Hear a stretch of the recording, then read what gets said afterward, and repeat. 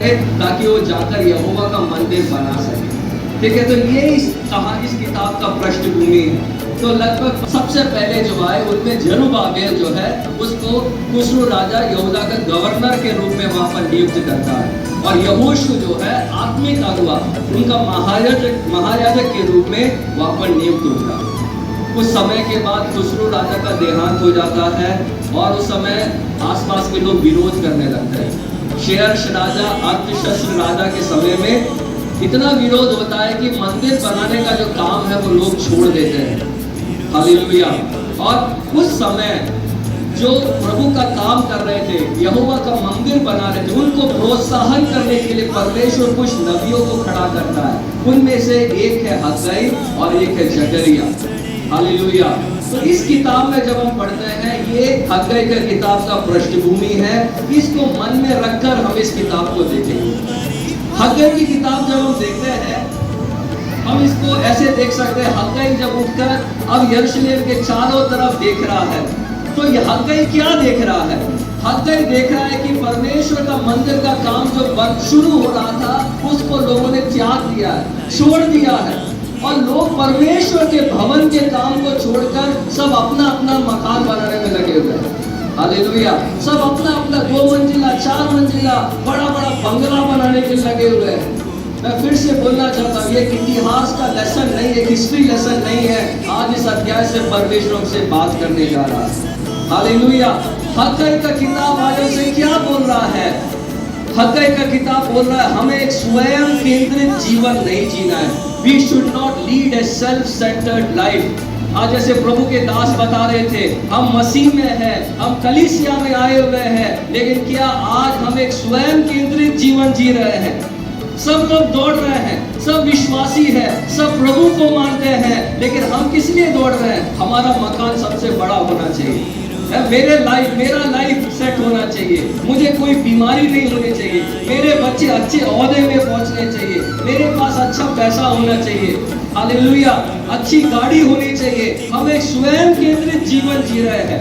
हग्गाई का किताब जब हम पढ़ते हैं, ऐसे लोगों से हग्गाई बहुत ही कठिनाई के साथ, क्रूरता के साथ, हार्शली वो बात करता है, और वो बोलता है ऐसा जीवन जीने का प्रभु में कोई भी फायदा नहीं है। हालेलुया। सूरत के विश्वासियों, आज हम अवलोकन करें, हम कलीसिया में क्यों आते हैं?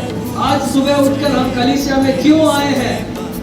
अनेक लोग बोलेंगे हम इसलिए आए क्योंकि मेरा जीवन का जो घटी है वो सुधारना चाहिए, मेरे जीवन में जो कमी है वो दूर होना चाहिए, मेरी बीमारी चंगा होना चाहिए।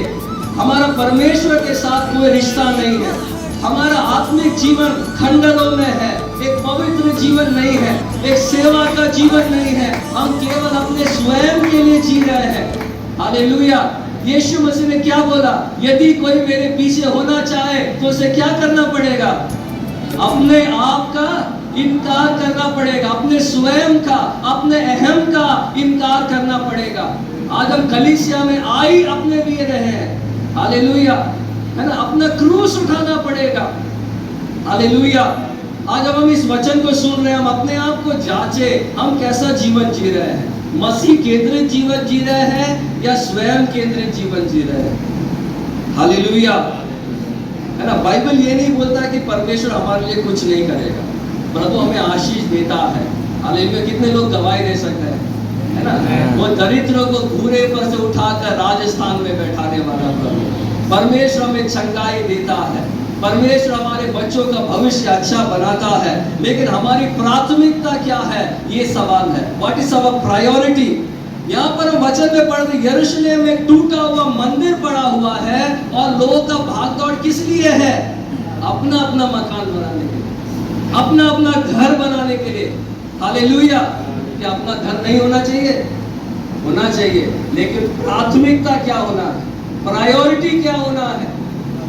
हालेलुया। मैं किसके बारे में बोल रहा हूँ? मैं कलीसिया को बनाने के बारे में, चर्च बिल्डिंग को बनाने के बारे में नहीं बोल रहा हूँ, हमारे आत्मिक जीवन के बारे में बोल रहा हूँ। क्या तुम नहीं जानते कि तुम क्या हो? पवित्र आत्मा का मंदिर हो। हालेलुया।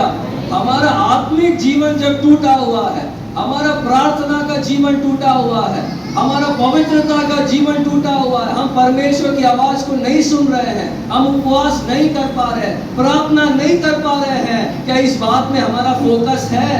क्या इस बात में हमारी प्राथमिकता है? हालेलुया।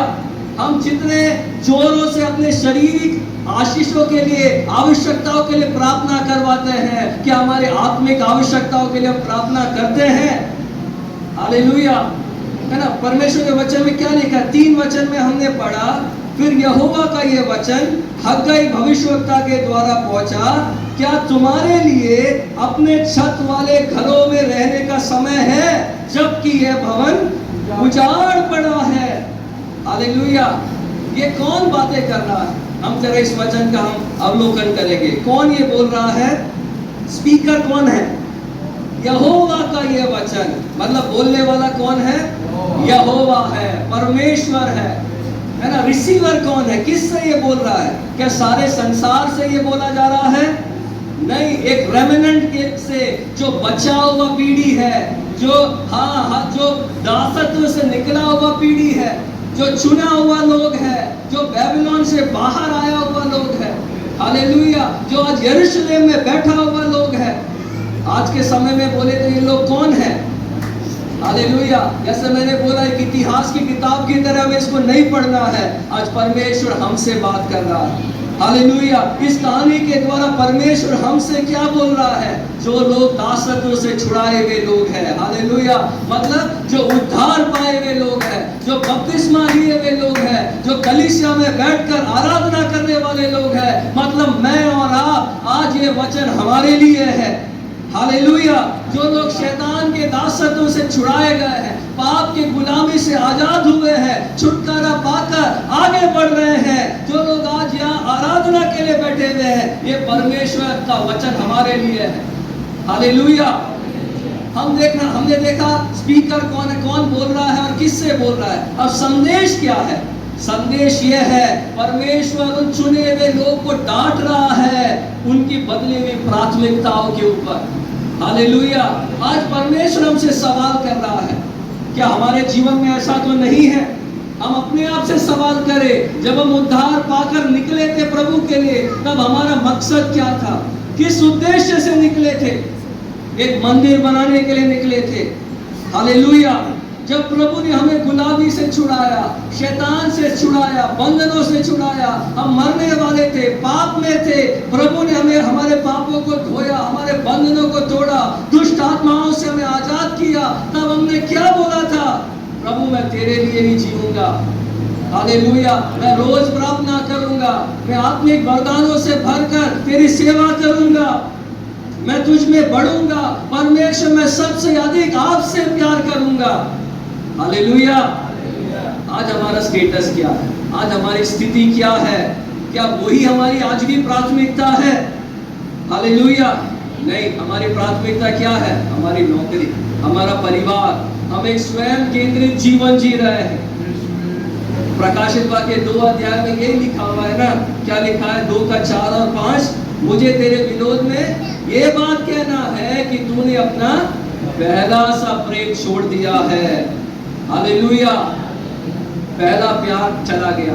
तो प्रभु क्या बोलता है? प्रकाशित वाक्य में लिखा है, इसलिए याद कर कि तू कहां पर गिरा है, कहां गलती हुई है, कहां पर चूक हुआ है। हालेलुया। और वहां पर सुधार कर, मन फिरा और पहले के समान काम कर। यदि तू मन न फिराएगा तो मैं तेरे पास आकर तेरी दीवट को उसके स्थान से हटा दूंगा। हालेलुया।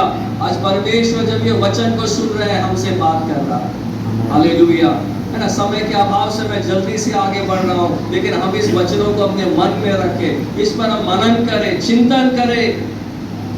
होशे की किताब 6 का 6 हम जानते होंगे, लेकिन एक बार खोलकर पढ़े।